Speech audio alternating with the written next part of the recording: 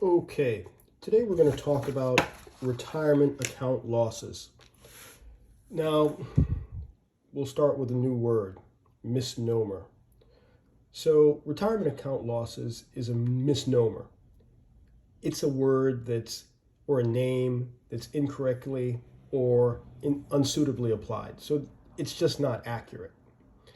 It's not a loss, it's not 100% accurate. It's not a loss until you sell the asset and realize the loss. For example, let's use your house. You buy a house today for $1,000, and then you sell it tomorrow for $800. So you've lost $200 in a day, 20%. Not a great investment. But let's say you keep the house for 10 years.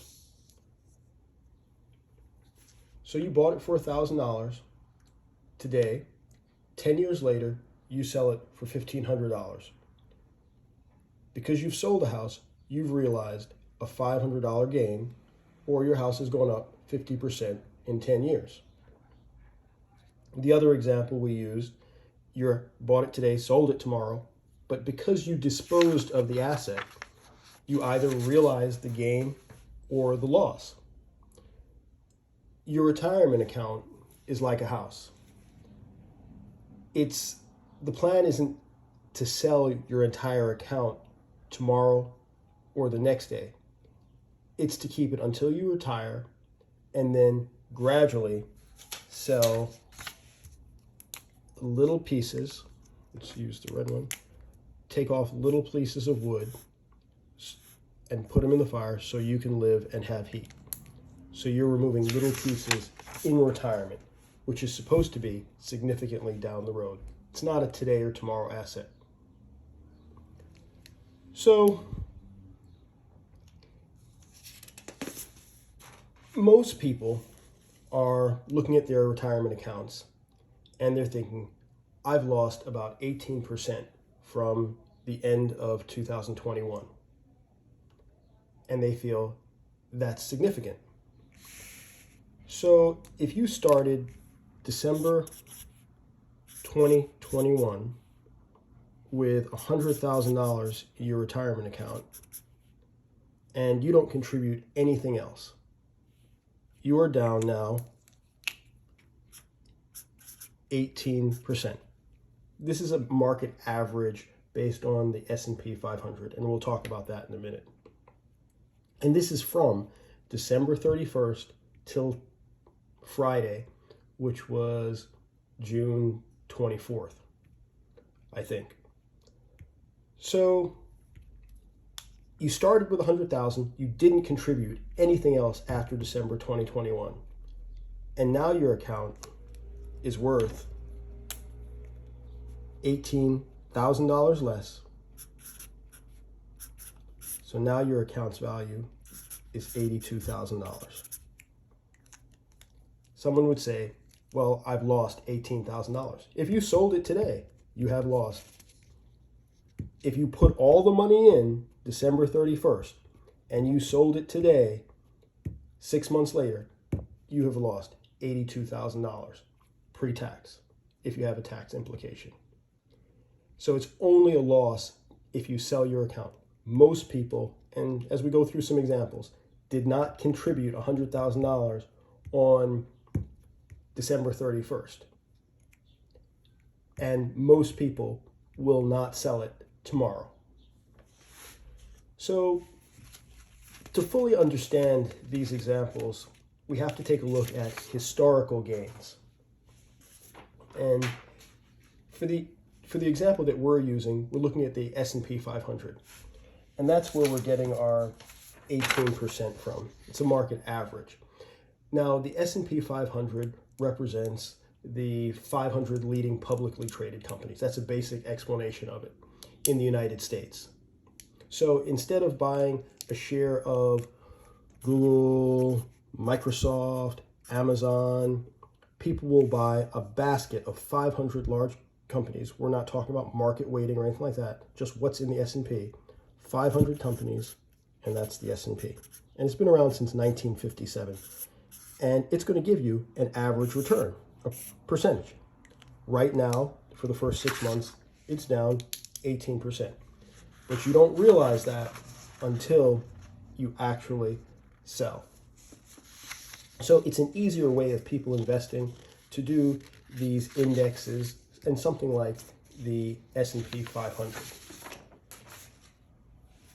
So if you watch the news and to see that the S&P has gone down in value 2%, your $100,000 yesterday is now $98,000 today in one day. It starts out when the market opens at or closed the day before at 4 o'clock at $100,000. The next day's closing, it's down 2%, so you're down to $98,000. But it's not a realized loss until you sell. A lot of people will say, well, that's the reason I'll never invest in the stock market. So let's look at the historical returns of the S&P 500 over the past 5 years. So we're going to look at 17, 18, 19, 20, 21. For all those people who say, I'll never invest, and I'm not telling you to invest in the stock market or not to invest in the stock market. We're just looking at the numbers. So in 2021, the S&P 500 returned 28.71%. Okay, and it's down 18 year to date today. Probably last week it was closer to 20%. Okay, so it's recovered a little bit. In 2020, it returned 18.4%. In 2019, it returned 31.49%. These are just the numbers. In 2018, it took a loss for the year, 4.38%. And in 2017, it had a gain of 21.83%. So you can see there's 1 year of loss, and you can go back and look at the years and years of historical data and look at different people have different averages, somewhere between 6, 9, 10, 11%, depending on the period they're looking at, depending on how they're calculating the average return. But these were the returns over the past 5 years. And remember, the purpose of the video is to explain that it's not a loss until you, and I could have stopped the video after like a couple seconds and said it's not a loss till you sell it. That's the reality of it. But let's go further so we can have a better understanding. Let's look at that $100,000.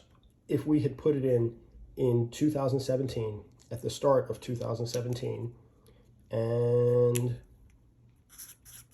17, 2018, 2019, 2020, 2021, and kept it in there for the 5 years.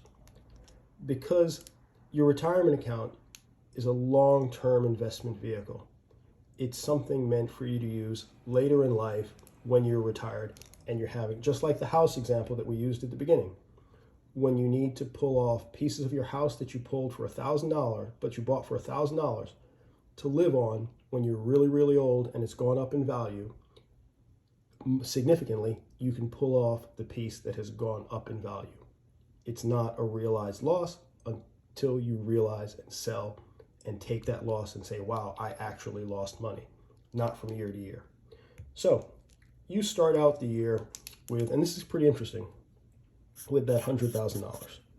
This is on January 1, 2017. So January 1, 2017, the S&P returned 22%. So by the end, by December 31st, let's put that in here,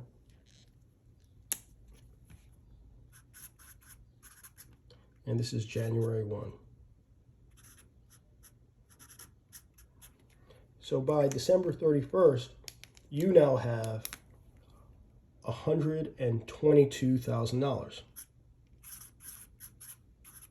because it went up 22% for $22,000. That's easy to understand. Good deal. So at the start of 2018, you're going to have $122,000 in your account. Now, we're not talking about you're contributing anymore. You just stopped contributing. December 31, 2016, you stopped contributing and you started the year with that 100. You've contributed nothing else. Okay.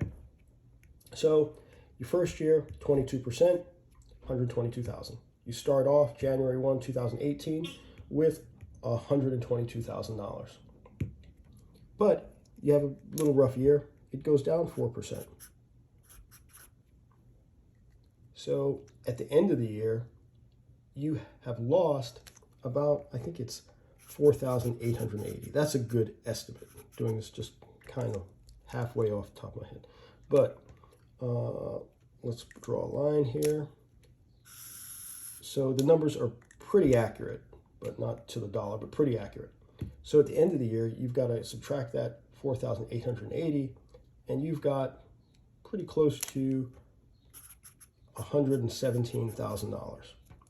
Still up $17,000 from where you started out. But you'd realize that little bit of loss. Maybe you would have been better off selling here, but who knew? Okay? It's also a long-term vehicle. So you start out 2019 with that 117,000.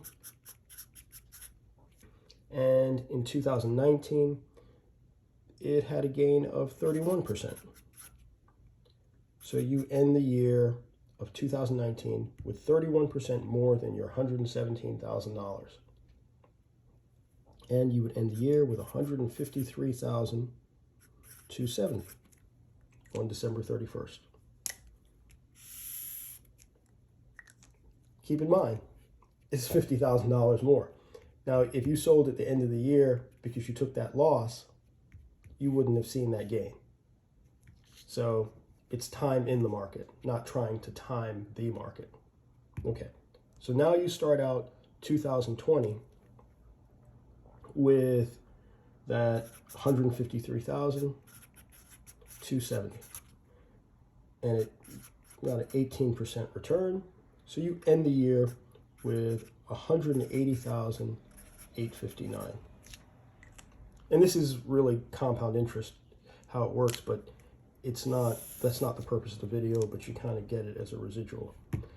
So you end your year 3 years later, really, 1, 2, 3, 7, this January 2017, all of 2017, all of 2019, 18, all of 2019, and all of 2020.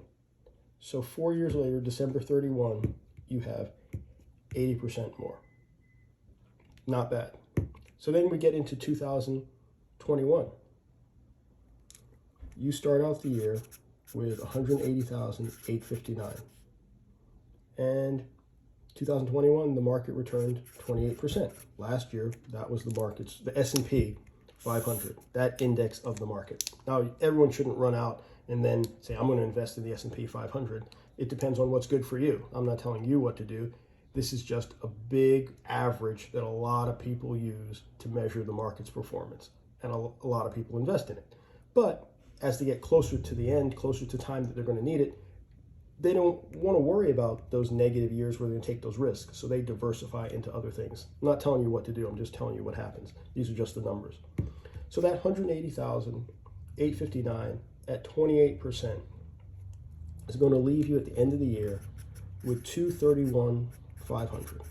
Keep in mind, you started out with $100,000. Now you have more than double that in 1 year, 2 years, 3 years, 4 years, 5 years to 231,000.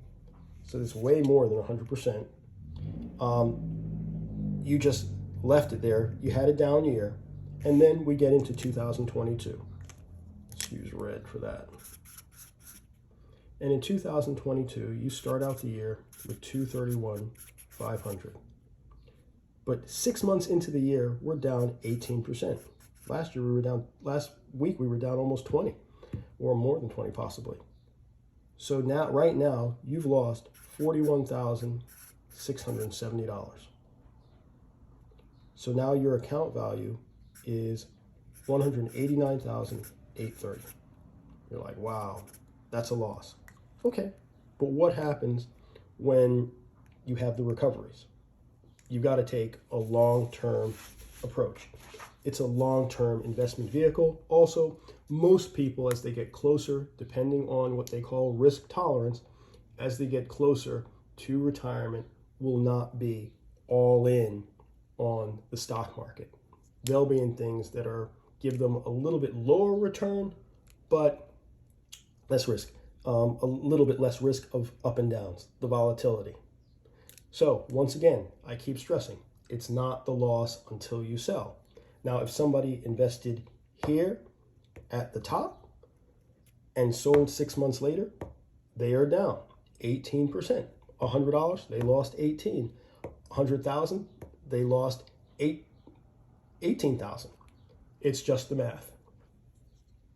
So if you're taking money out of your 401k to live, as most Americans are when they reach that stage in life where they have an eligibility to take money out of their retirement account, and every plan is a little bit different, and there are lots of rules that you need to read about for yourself or get some advice from somebody, it would have probably been better last year to take it out.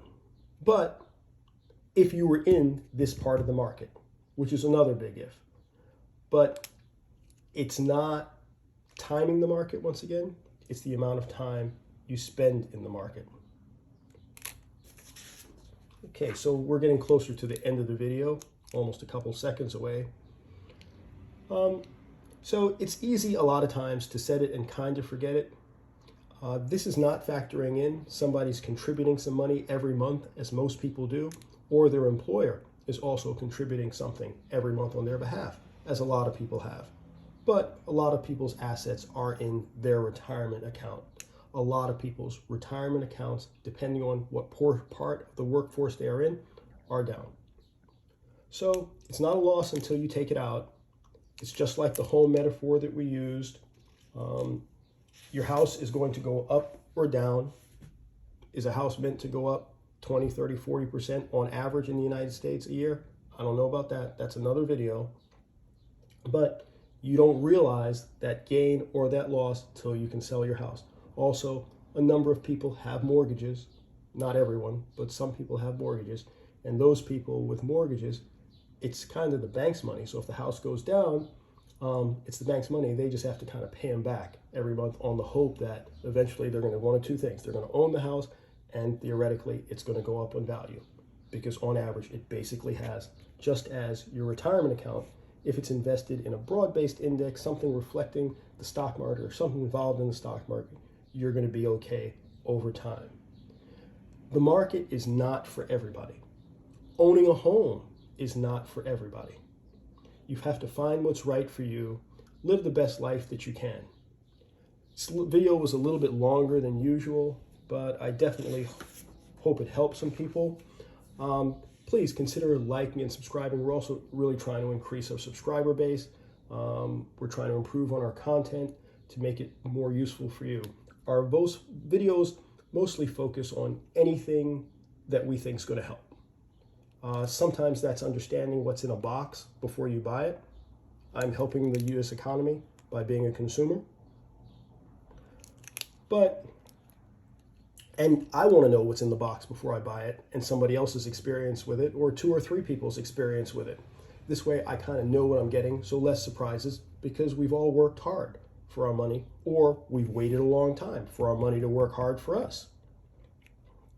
Sometimes you might want to understand the realities of owning an electric car.